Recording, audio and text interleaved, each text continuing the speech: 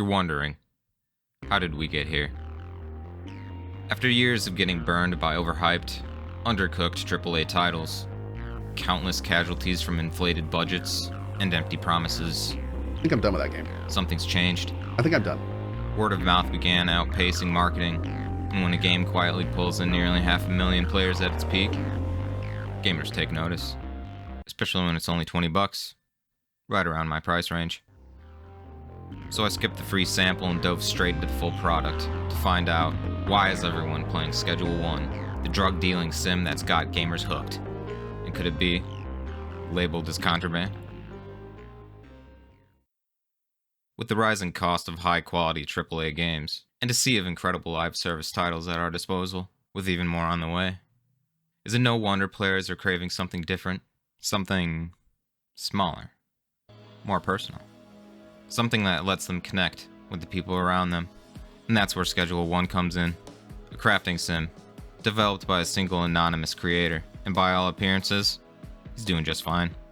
No publisher, no press tours, no Twitter meltdowns. Good on him. Would it be outside the realm of possibility for him to grab that bag and run? Not an option. Plans to add content to the game long term. So far, he has. Raise the price, they say. Nope. Gonna put it on discount instead. A choice made entirely by one man. Not a publisher pulling the strings. By following in the footsteps of industry leaders, Tyler is setting Schedule 1 up for a promising future. Your journey starts with the naming of your organization, and after a brief tutorial on the game's fundamentals, growing, and selling, the player is introduced to their mentor, Uncle Nelson. And that's all fine, but the real test of any game begins when I try to break it, to see what lies beyond the veil of invisible walls. And Schedule 1 held up better than expected. After shortly playing, you'll quickly notice the culture. Spelled ranch wrong.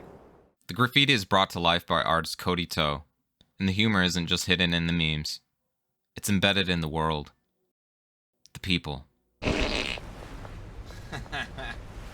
The chaos. And it speaks to you when it shows itself. The atmosphere also plays a key role in locking you in. Composed by Kaysel, the soundtrack hits a head-nodding frequency that somehow cuts through the fog of crippling ADD. And of course, it fits the chill vibe of the game incredibly well. The dark subject matter of this game is way funnier than it has any right to be. And behind its cartoonish, bobblehead art style and absurd product names is a surprisingly refined core. At its core, the game thrives on two major loops: managing your empire through ways such as hiring workers, refining your product, or expanding your operation, and building connections, such as influencing the people around you or growing your reach. You can approach each day however you want, or say, to hell with it. For a while, I let Benji, your starting dealer, do all the heavy lifting while I explored the map scouting for skate spots. Oh, I think that's him now. $90 physical copies, Nintendo. No time for that. We've got 60 jars of Gorilla Thunderfuck to deliver before curfew. There's a particular moment that stuck with me while passing out a fresh supply of Tokyo Shart, realizing this game's popularity is something most AAA developers just can't replicate. And that reason is simple. It's the game's tone. Publishers and investors are quick to tone police developers in hopes of appealing to a broader audience. But in doing so, the studio can lose any clear direction. They can't land on a consistent tone. And because of that, they often water down their games until there's nothing left. No identity. No soul. And their games struggle to find an audience at all. But Tyler knows exactly who he's making his game for. It's gamers. We've seen what happens when studios chase the mythical modern audience. When a franchise reboot or sequel is called a return to form, propped up by games journalists, and inflated by nostalgia. But when the gamers get their hands on them, interest wavers, and the truth gets out. They discover it isn't a return to form. It's a bastardization of a beloved setting, and the game is rejected. But Schedule 1 knows exactly what it is, and it doesn't pull any punches. The humor is relatable to anyone who wasn't raised in a weenie hut junior, And on top of that, the game is fun. A dream come true. With all of this, it becomes something rare. A game that actually resonates with an audience. The vision for Tyler's game isn't bogged down by an executive trying to capitalize on its success by selling you a $5 trimmer in the cash shop. Instead, Tyler's added a pawn shop, boutique, and what's that? Fishing coming soon? Hey baby, wanna buy a map pack? It'll only cost you 1,000 Helix credits. But what really keeps you coming back is the emergent gameplay. Players like myself have even taken to giving NPCs elaborate headcanon. Rumors are swirling. Maybe Benji's an undercover cop. Personally, Kyle reminds me of a kid I used to know back in high school. Kyle, you're not fooling anyone. You're on this stuff right now. Come on. There you go. Terrified of Jesse Waters, and I never ignore her texts. If I do, I avoid dark alleys. Holy shit! At the bungalow, I was suspicious of my botanist Kevin. Dude, Kevin is starting to fucking piss me off. Turns out, he was possessed by a demon. Sorry, Kevin. You're fired. Alright, Jeffrey, you're gonna have to step it up. No, you can't have a raise. The police could use some AI improvements, but overall, their interactions are fun. The body searches, the curfews, the random stops. All helps make the world feel lived in. As you progress, the game systems deepen. You're rewarded for experimenting and learning through intuition. Whether you try to build a self-sustaining empire or you spend hours perfecting a strain that'll sweep across the town, the game rewards you for that effort.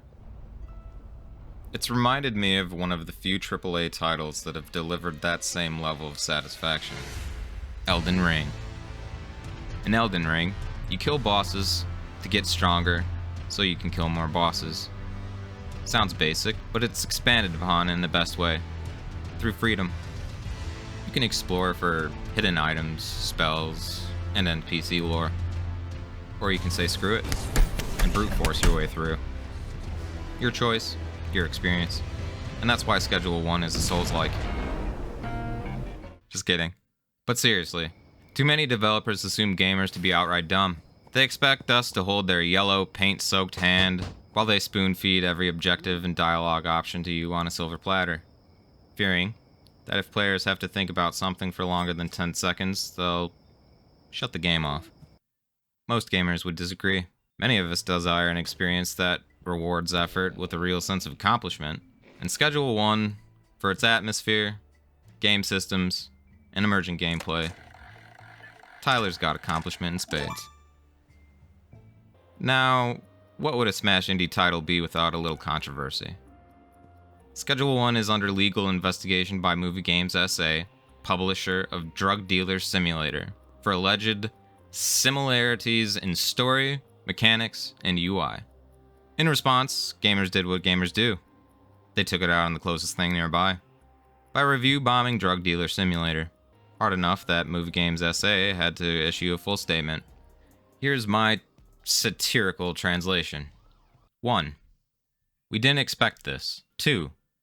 Please stop review bombing our game. 3. Someone said, hey, that game has drugs too. 4. Our investors panicked. 5. We had to do something and vultures in the media spun it for clicks. Typical. 6. Please stop review bombing our game. Yes, put the pipe weed down, Gandalf. That's copyright infringement. Even more bizarre, the developer, Byte Runners, claimed they didn't even know the investigation was happening. You serious? I'm no lawyer, but perhaps this is just legal checkboxing, though it reeks of Nintendo to many. There's not an official lawsuit they filed. It is an investigation, which, yes, could lead to a lawsuit later on if Movie Games decides they want to go down that path.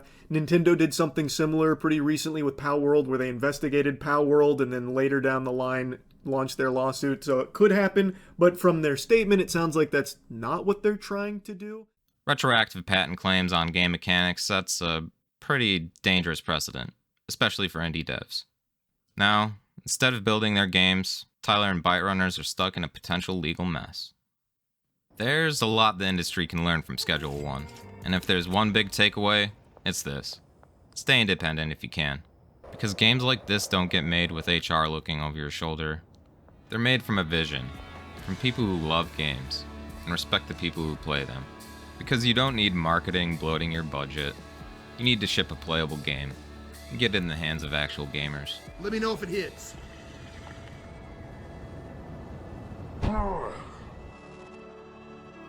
You don't need Unreal Engine 5 and a soulless cash shop that's hell-bent on getting you to swipe. You need to respect the player's time. You don't need consultants pushing you to pander to a non-existent audience. You need a vision, and a real one, and the guts to follow it. Because the longer AAA devs keep pretending that this is fine, is the longer gamers will keep looking to developers we can trust for games that respect our time, our money, and our sanity.